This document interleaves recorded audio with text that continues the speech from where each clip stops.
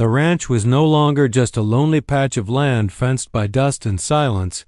It had transformed into a home brimming with laughter, warmth, and life. Jacob Harper had once believed his days would stretch on endlessly in solitude. His ranch, echoing only the sound of cattle and creaking wooden fences. But now, everything had changed. And the change had started with one girl who walked up his dirt road barefoot. That morning was bright, and the skies painted themselves in soft streaks of gold. Clara, no longer the timid barefoot girl he had first met, moved about the ranch. With ease, she carried baskets of eggs from the hens, swept the porch, and hummed a tune that had long since become the music of Jacob's days. The neighbors, who once questioned her presence, had come to admire her strength, her grit, and the way she breathed life into Jacob's once empty ranch. Jacob watched her from a distance as she tied back her hair with a strip of faded ribbon. Her laughter rang out when a chicken pecked at her basket, and Jacob couldn't help but smile. She was no longer just a guest nor a helper. She was the heart of the place. As the weeks slipped into months, their bond had deepened in ways neither had dared to expect.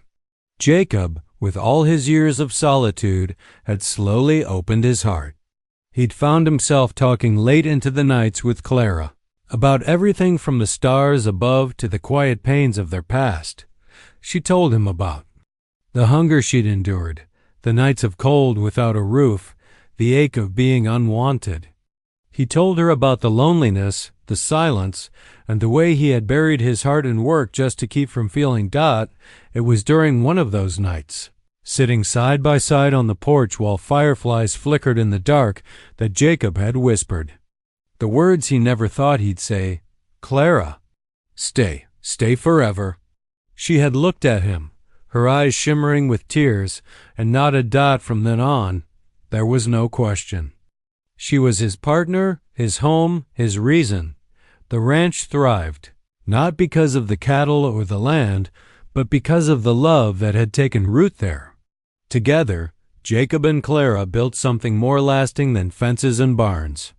They built a life.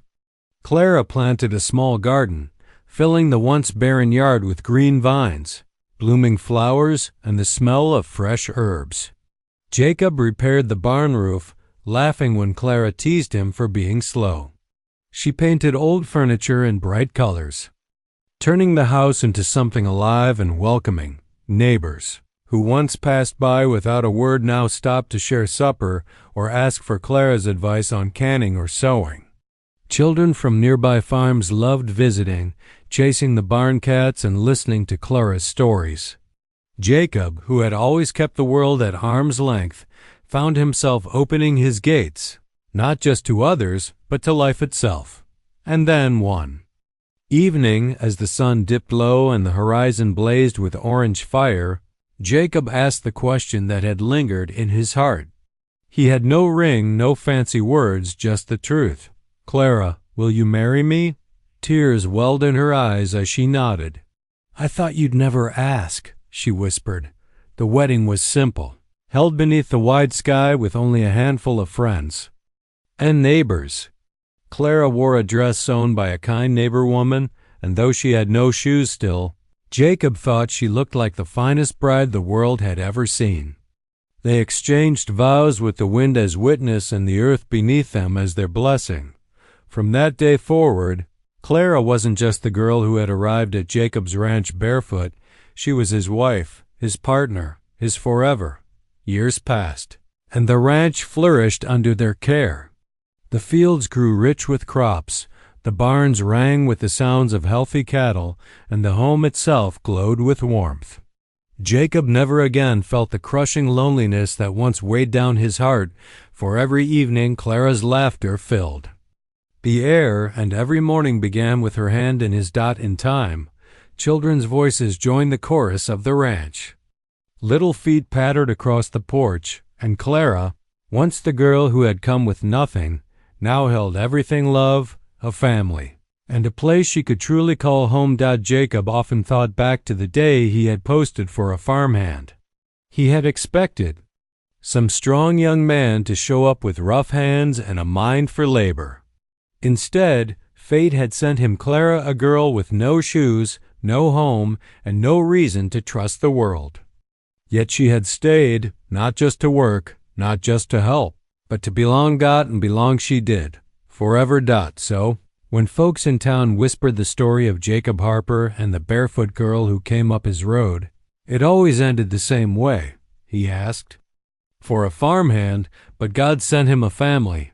And Jacob, whenever he sat on the porch in the evening light, Clara's hand resting in his, could only smile. Because he knew it was true. The lonely rancher was lonely no more. And the girl with no shoes had found her forever home. The sky above the wide Texas plains had been restless all day. Clouds gathered like brooding shadows on the horizon, their bellies heavy with thunder. Ethan felt it in his bones the way every rancher did when a storm was coming. He had seen, too, many summers where the sky's fury had taken cattle, crops, and even lives. By late afternoon, the wind carried a sharp bite, tossing the tall prairie grass back and forth. The cattle grew restless, heads raised, lowing nervously as if they, too, knew what was coming. Ethan had been outside checking fence lines when the first low rumble echoed across the sky. He pushed his hat down tighter and muttered under his breath, "It's gonna be a rough one." Back at the ranch house, Clara stood barefoot on the porch, watching him from a distance. Her loose hair whipped around her face in the gusting wind, and for the first time since she had arrived at his door weeks ago, Ethan felt a strange stab of fear, not for himself, but for her. He quickened his steps toward the barn. "Clara," he called out, his voice carrying against the wind. "Get the lanterns lit inside and make sure the windows are barred. This storm's not playing." Clara didn't hesitate. She darted back. Inside the house, her small frame moving with surprising speed. She had lived through storms before, he realized, though never on a ranch this wide and exposed. Inside, she scrambled to light the lamps, her hands trembling but steady enough. She checked every window latch, pressing them down tight against the rattling wind. The storm broke just as Ethan herded the last of the calves into the barn. Rain slashed across the land in sheets, blinding and fierce. Thunder cracked like the report of a rifle, shaking the very ground beneath them. Ethan ran back toward the house, soaked to the bone, his boots sinking deep into mud that had formed in minutes. Clara was at the door when he burst inside, dripping wet, his shirt plastered to his chest. She slammed it shut behind him, barring it with the wooden beam. For a moment, they just stood there, breathing hard, the storm howling like a wild beast outside. "Are the animals safe?" she asked, her eyes wide. "As safe as I can make 'em," Ethan replied, pushing his wet hair back. "But it's not the cattle I'm worried about right now." Her gaze lifted to his, and for a heartbeat, the storm outside faded. All she could hear was the thudding of her heart and the steady rise and fall of his breath. He looked at her, not as the girl who had arrived barefoot, but as someone he needed right here, right now. The ranch house groaned under the weight of the wind. Shingles flew from the roof, rattling against the ground. Lightning split the sky, illuminating Clara's face. She flinched, and instinctively, Ethan reached for her hand. His calloused fingers closed around hers, steady and firm. "You're safe," he said quietly. "As long as I'm here, you're safe." She squeezed his hand back, her small fingers cold but strong. "I believe you." The hours dragged on as the storm raged. They sat by the fire, its flickering glow the only warmth in the room. Rain hammered against the windows, sometimes so hard Clara thought the glass might shatter. At one point, the roof leaked, and she hurried to place a bucket beneath the drip, her bare feet slapping softly against the wooden floor. Ethan watched her move, her determination shining even in such a moment. "You've got more grit than most men I've hired," he said with a half smile. She looked back at him, cheeks flushed. "I didn't come here to be useless." Something in her words struck deep inside him. She hadn't just wandered into his life by accident. No, she had chosen to stay, to face storms like this at his side. And Ethan realized that meant more than he had ever allowed himself to imagine. When the storm finally began to fade, it was near dawn, the rain softened. The thunder rolled into the distance, and silence crept back over the land. Exhausted, Clara leaned against Ethan's shoulder, her head resting lightly. For once she let herself feel safe enough to close her eyes. Ethan didn't move. He sat still, listening to the soft rhythm of her breath. The storm had tested the fences, the barn, and the land, but more than anything, it had tested the bond between them. And somehow, through the chaos, it had only grown stronger in that quiet aftermath. With the storm's fury behind them, Ethan knew something had changed forever. Clara wasn't just a stray girl he had taken in. She was becoming part of the ranch, part of his life, maybe even part of his heart. The following morning broke crisp and clear, sunlight washing over the wide plains and touching every corner of Daniel's ranch. For weeks now, Emily had worked beside him, quietly mending fences, caring for the livestock and learning the rhythms of ranch life. But what had started as survival for her had become something deeper. She belonged there in ways she had never belonged anywhere before. Daniel could see it, feel it, and every sunrise reminded him that the girl who had come barefoot and weary was no longer just a stranger on his land. She was part of it, part of him, yet the outside world had a way of intruding. That day, Daniel needed supplies from town flour, feed, and fencing nails. Normally, he would have gone alone, but Emily insisted on coming along. It wasn't stubbornness. It was a quiet courage. She knew she couldn't hide forever. Daniel looked into her steady eyes, and he nodded that the wagon ride into town was slow, the horses' hooves beating against the dirt road like a steady drum. Emily sat with her hands folded in her lap, her hair blowing loose in the wind. She wore a simple dress Daniel had bought her, one she had tried to refuse, but which fit her as though it had been waiting for her all along. Though she was still barefoot her choice now, she held her head high. When they rolled into town, the usual stares followed.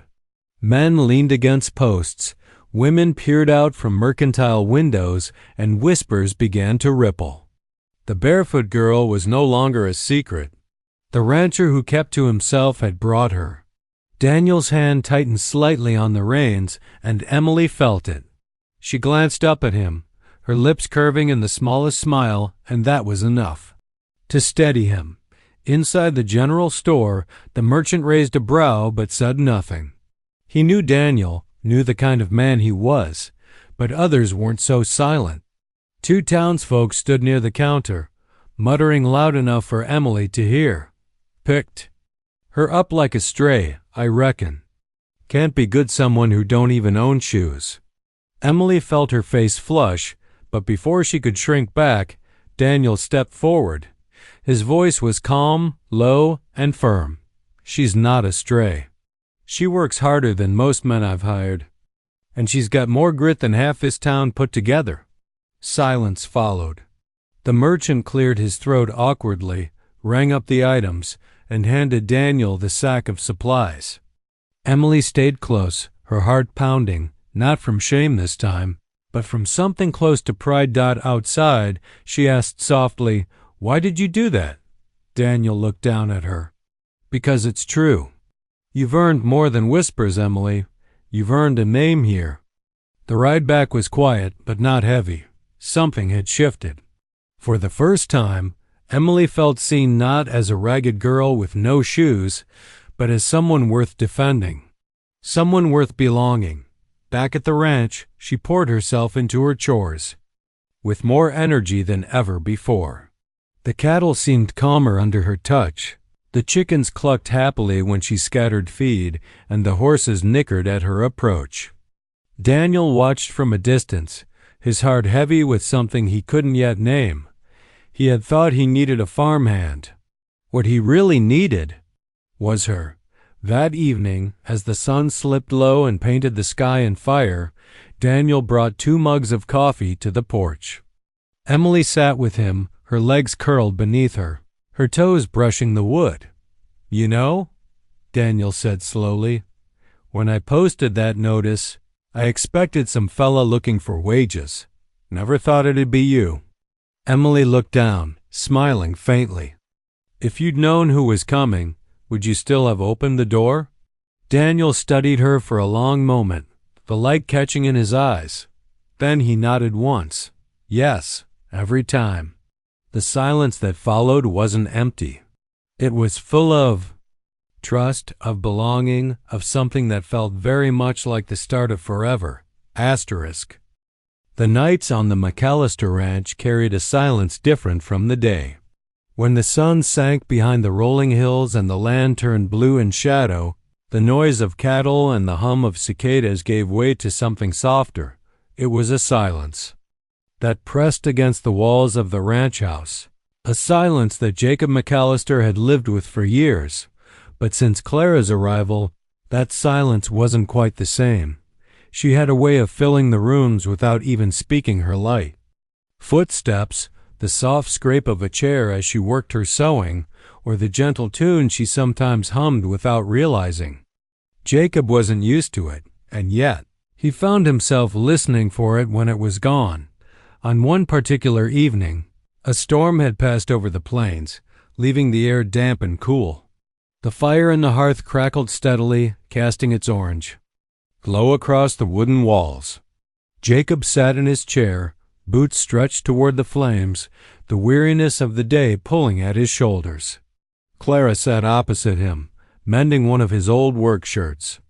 Her head was bent, golden strands of hair catching the firelight, her hands moving with quiet patience as the needle slipped in and out of the fabric. Jacob watched her for a while in silence. Something about the scene felt foreign, a woman's. Presence in this room, the soft rhythm of domestic life, had stirred echoes he thought he had buried long ago. After a long pause, Clara spoke, her voice low, as though afraid the walls themselves might judge her. "You've probably been wondering where I came from."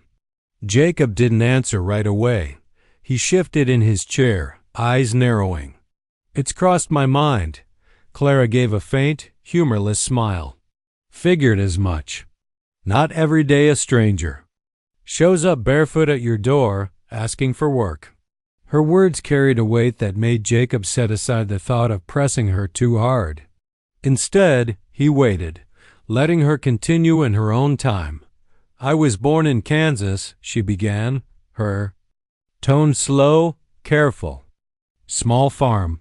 My pa worked the land, my ma kept the house. We weren't rich, but we had enough." Her stitching slowed. She stared at the fire, her voice tightening. Then the drought came.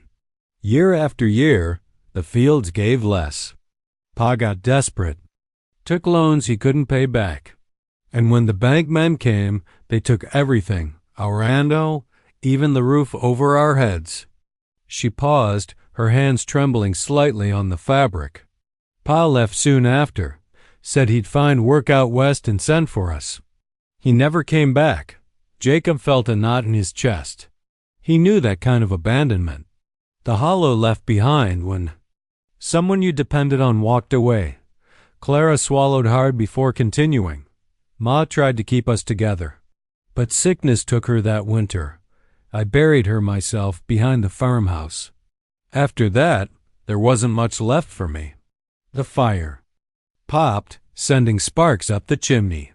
Jacob leaned forward, elbows on his knees, eyes steady on her. "How long have you been on your own?" Clara hesitated, then answered softly, 3 years. 3 years. Jacob's stomach tightened at the thought. She couldn't have been more than 15 when she first set out alone. "I went from town to town," she said, her voice steadier now, though still quiet. "Took work where I could find it. Washing, cooking, sewing. Sometimes folks were kind. Most weren't. More than once I slept in barns or under porches just to stay out of the rain. Her gaze flicked to him, searching for judgment. By the time I got here, I'd worn through the last pair of shoes I owned. Couldn't afford new ones. Jacob's throat worked as he tried to form words. He wasn't a man given to softness, but something in her story hit deeper than he expected. You've carried more than your share, he said finally. His voice low. Clara gave a small shrug, eyes dropping back to the shirt in her lap. Life doesn't wait to see if you're ready for it. It just takes. The words lingered in the air. Jacob knew the truth of them well enough. For a long while they sat in silence, the fire filling the space between them. Jacob studied her across the flickering glow, the way her shoulders slumped slightly when she thought no one was watching. The way her fingers never stopped moving, as if stillness might allow the weight of her past to crush her. And in that moment, Jacob realized something. Clara wasn't just a girl trying to prove herself useful. She was a survivor, hardened by loss, tempered by hardship, yet still standing, still fighting. That realization stirred something in Jacob's chest, something he thought had died with. Sarah years ago, not love, not yet, but respect, admiration, the faintest spark of connection. Clara, he said quietly, making her look up, you're not alone here. Not anymore. Her lips parted slightly, surprise flickering across her face. She held his gaze for a long moment, then gave the faintest nod. And though neither of them said another word that night, the silence in the house had changed again. It wasn't the hollow emptiness of before.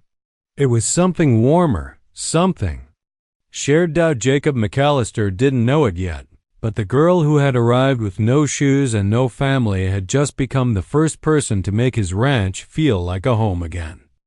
The week that followed was unlike any Jacob McAllister had lived in years. For so long his days had been carved from silence, the same routine, the same chores, the same aching loneliness that settled deeper with every sunset. But now, from the moment Clara stepped into his home, that silence began to change. She rose before dawn, her bare feet padding softly across the wooden floorboards as she moved about the kitchen. Jacob would find the stove already lit, the smell of coffee and biscuits filling the air before he'd even pulled on his boots. He never asked her to do it, but she did anyway, as though she had always belonged there. At first, Jacob told himself. It was only convenience. He needed help. She needed work. But as days stretched on, he began to notice the little things, the way she hummed while sweeping, the way she tied her hair back before lifting a bucket, the way her laughter, soft and quick, filled the house with a sound he had nearly forgotten existed. Clara was no stranger to hard labor. She scrubbed, mended, and cooked with the same stubborn determination she had shown at the fence line. She hauled water, chopped kindling, and even tried her hand at riding one of the calmer horses. Jacob watched quietly, arms folded, his expression unreadable. But though her hands were quick, her feet still bore the brunt of her burdens. More than once, Jacob caught her wincing when she thought he wasn't looking, shifting her weight to keep from pressing down on blistered solace. The sight gnawed at him. One afternoon, while Clara was bent over the garden patch pulling weeds, Jacob saddled Duke and rode into town. He told himself it was for supplies, nails, feed, lamp oil, but when he passed the cobbler's shop, he stopped. Inside, the shelves were lined with boots, thick leather, sturdy soles, the kind a ranch hand could wear for years. Jacob's hand hovered over a smaller pair, plain but well made, with stitching that would hold against the rough ground. How much? Jacob asked gruffly. The cobbler looked at him, then at the boots. For those? $2. Jacob didn't argue. He paid, wrapped them in brown paper, and tucked them into his saddlebag before heading home. When he returned, Clara was still in the garden, dirt on her hands and face, the sun catching strands of gold in her tangled hair. Jacob dismounted, pulled the package from the bag, and set it on the porch without a word. Clara noticed it later, after supper. She unfolded the paper slowly, her fingers trembling as the leather boots came into view. Her breath caught, eyes wide. She looked up at Jacob, who was sitting in his usual chair, pretending to read the newspaper, though the lantern light was too dim for him to see clearly. "You bought these for me?" she asked, her voice soft, unsure. Jacob cleared his throat. "Figured you'd need 'em. Can't have a ranch hand going barefoot." Clara's lips parted in a smile, small at first, then brighter, warmer than anything that had touched this house in years. "Thank you," she whispered. Jacob only nodded, shifting uncomfortably under her gaze. But when she slipped the boots on, lacing them tight, he couldn't help but notice how they seemed to change her posture. She stood taller, stronger, like someone who finally had solid ground beneath her feet. That night, as the crickets sang outside and the lamp flickered low, Jacob lay in bed staring at the ceiling. He told himself it was just boots, just practicality. But deep down, he knew it was more than that. Clara was no longer just a girl passing through. She was becoming part of the ranch, part of the rhythm of his days. And whether he wanted to admit it or not, she was becoming part of him. The next morning dawned with a brittle silence across the McAllister ranch. The air was sharp with the smell of dew on dry earth, and the sky wore the faint blush of dawn, pale pink bleeding into the edges of gold. Jacob McAllister rose before the sun, as he always did, his movements deliberate, steady, seasoned by years of routine. But there was something different in the house that morning. A sound he wasn't used to. Movement. When he stepped into the kitchen, Clara was already there. She stood barefoot on the wooden floorboards, sleeves rolled up, hair tied back with a strip of cloth she must have cut from her dress. She was bent. Over the old stove, coaxing a flame from the coals Jacob had left last night, for a moment. Jacob just stood there, hat in hand, watching her. He couldn't remember the last time he'd seen another soul working in this house. Certainly not someone humming under her breath as though she belonged there. "You're up early," he said gruffly, breaking the quiet. Clara looked up, startled, but her eyes settled quickly. "You said if I stay, I work. Figured I'd start." Now, Jacob moved past her, pouring water into the tin basin and splashing it over his face. "Work out here doesn't start in the kitchen. It starts in the pasture." Clara straightened, brushing a stray lock of hair from her cheek. "Then I'll do both." Jacob didn't answer. He wasn't sure if it was foolish pride or stubborn grit, but she seemed determined to prove herself.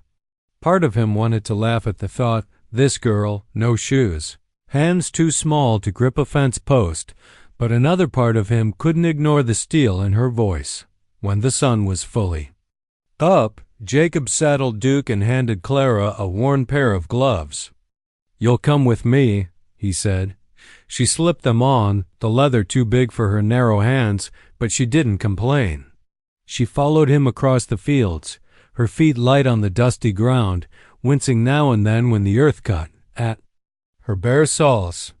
Jacob led her to the north fence line, where storms had torn down rails again. He set a post in the hole, muscles straining as he lifted. "This here's ranch work," he said, his voice even. "It's hard, it's heavy. And it doesn't care if you're tired or sore." Clara wiped her brow and picked up a hammer. She swung, the nail bending crooked on her first try. Her second swing wasn't much better. But she kept going, her jaw tight, her breath short. Jacob watched from the corner of his eye. Most green boys would have cursed and thrown the hammer down by now. She didn't. She bent the nail out, set another, and tried again. Hours passed. The sun grew hotter. Jacob worked faster than her, stronger, more efficient. But every time she lagged, she caught up again, refusing to fall too far behind. By noon, her palms were raw beneath the gloves. Sweat darkened her dress, her hair stuck to her face, but she didn't ask for rest. Finally, Jacob called it. "That's enough for today." Clara straightened, panting, wiping her forehead with the back of her wrist. She looked at him, waiting for judgment. Jacob studied her a long moment. He saw the tremble in her arms, the red marks on her hands, the blister forming on her heel. She was spent. But her eyes, those stubborn blue eyes, still burned with fire. "You'll stay," he said finally. "1 week. You keep this up, we'll see about longer." Relief softened her face for the first time since she'd arrived. She gave a short nod, then turned back toward the ranch house without a word. That night, as Jacob sat at the table, Clara set down a plate before him: beans, bread, and fried potatoes. It wasn't much, but it was more than he'd eaten in weeks. That wasn't jerky or cold leftovers. He ate in silence, the ticking of the old clock filling the room. Clara ate across from him, quietly, her head bent. For a moment, Jacob let himself wonder if maybe, just maybe, this arrangement might work. But he reminded himself not to think too far ahead. She was just a girl passing through. She'd leave sooner or later. They always did. Still, when he glanced up and saw her smiling faintly over her plate, a warmth stirred in the lonely corners of the house.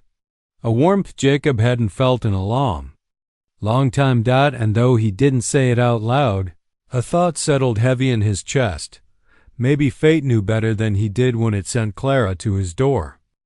The day after Jacob posted his notice in town, the sky stretched pale and cloudless, the kind of sky that gave no promise of rain but plenty of heat.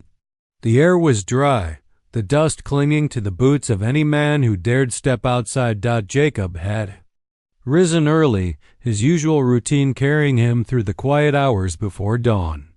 He had mended a gate, scattered feed for the cattle, and returned to the porch with his coffee. When he first noticed the sound, it wasn't the heavy hoofbeats of a rider or the rattling wheels of a wagon. No, it was something softer, uncertain footsteps. Jacob narrowed his eyes against the morning sun and looked toward the dirt road that wound its way up to his house. A figure appeared there, small at first, walking slowly, stumbling now and again as though every step was a battle against the earth. Beneath her, he set his coffee down on the porch rail, suspicion prickling at him. Few folks ever came this far out unless they had business. As the figure drew closer, Jacob's brows knit. It wasn't a ranch hand. It wasn't even a man. It was a girl. She couldn't have been more than 18, maybe younger. Her dress was plain, the fabric worn thin, patched in places where it had torn. Dust clung to her like a second skin, her hair loose and tangled from wind and road. But what struck Jacob most was her bare feet. They were cut and bruised, caked with dust. Yet she walked with a kind of stubbornness that defied her fragile frame. Jacob straightened on the porch, his hand instinctively brushing the brim of his hat lower as she reached the steps. The girl stopped at the bottom, lifting her chin to meet his gaze. Her eyes wide, a clear blue like the sky before a storm locked with his.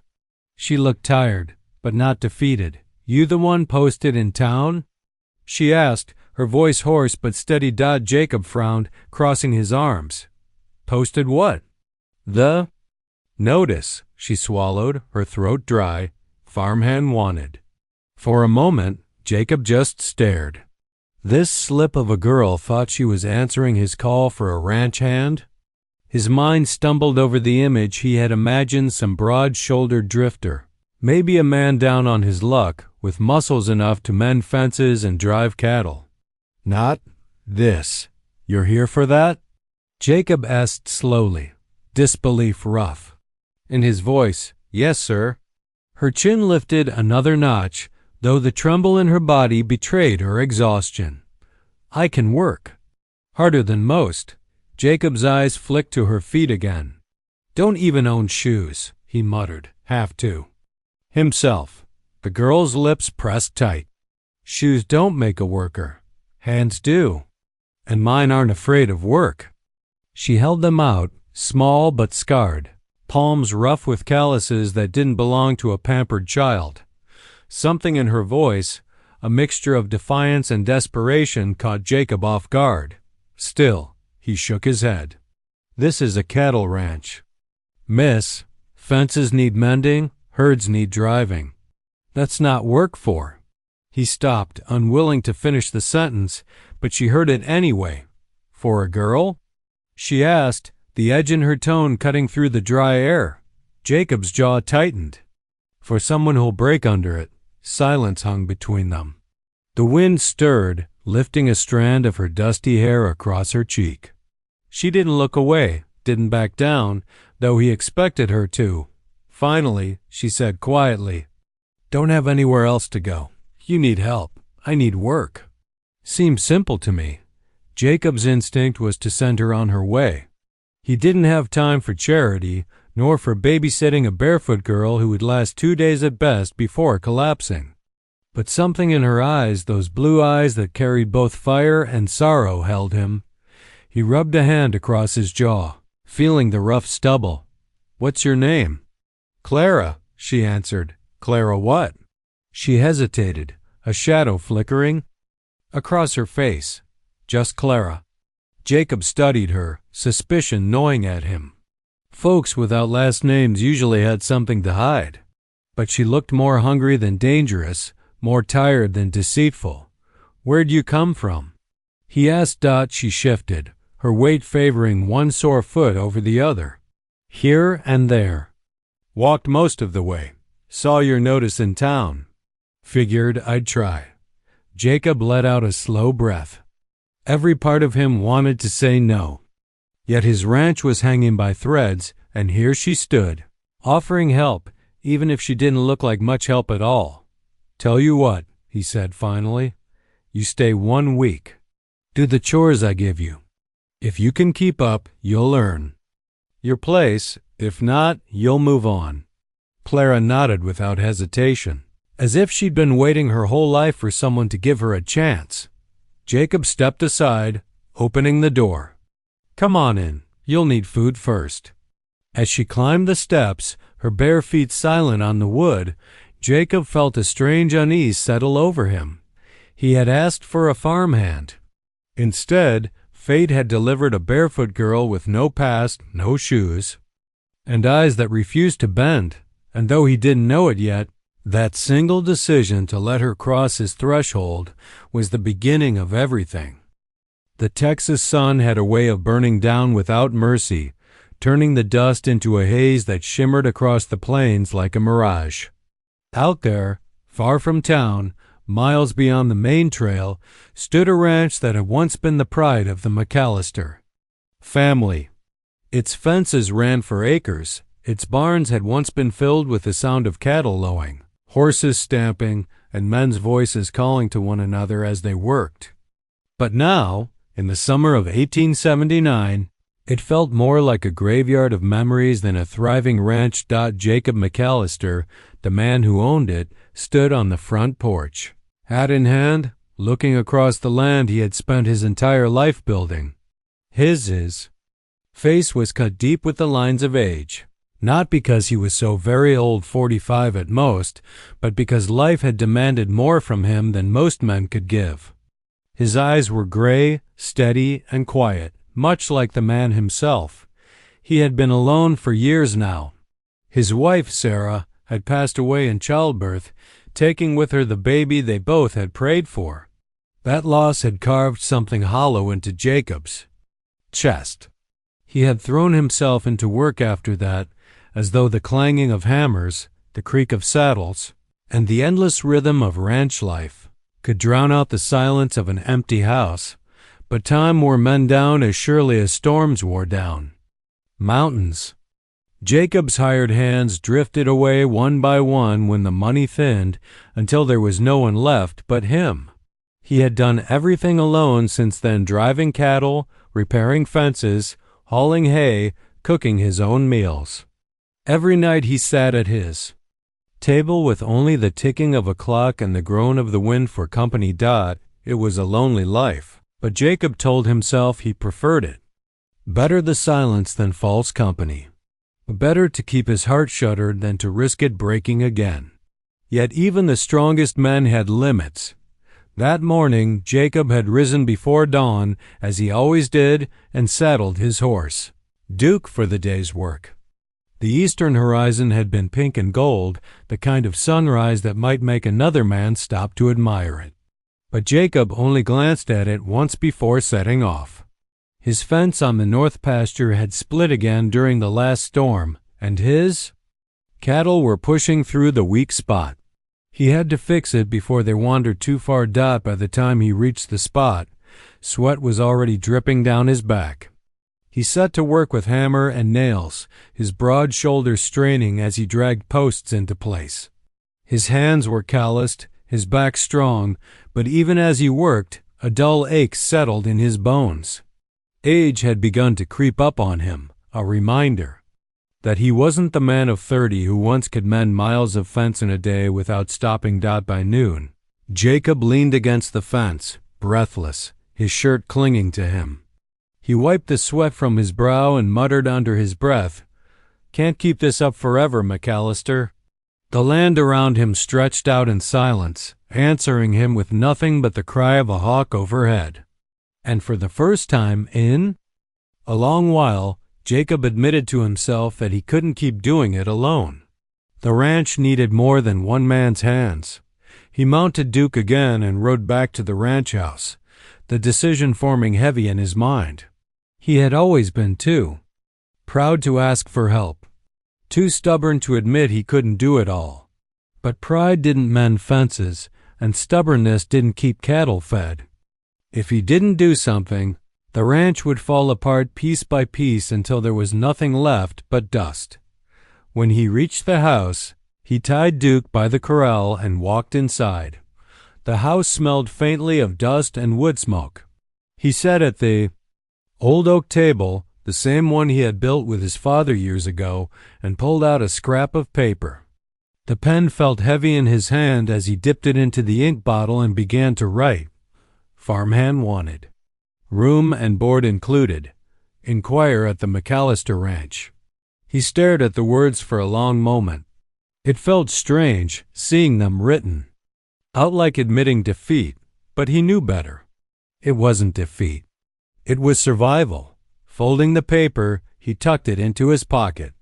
The next morning, he would ride into town and tack it up on the board outside the general store. Maybe, if luck favored him for once, some young drifter would come along strong, quiet, willing to work, and the ranch might have a chance at life again. As the sun sank low that evening, casting long shadows across the empty land, Jacob stood on the porch once more. He looked out at the horizon, the endless stretch of prairie that had been his whole world. His jaw tightened, and for the first time in years, he whispered a prayer, not for wealth, not for comfort, but simply for someone to come, someone who could share the burden. What Jacob McAllister didn't know was that the person who would answer his call wasn't at all who he expected. He had asked for a farmhand, but what was on its way was something that would change his life forever.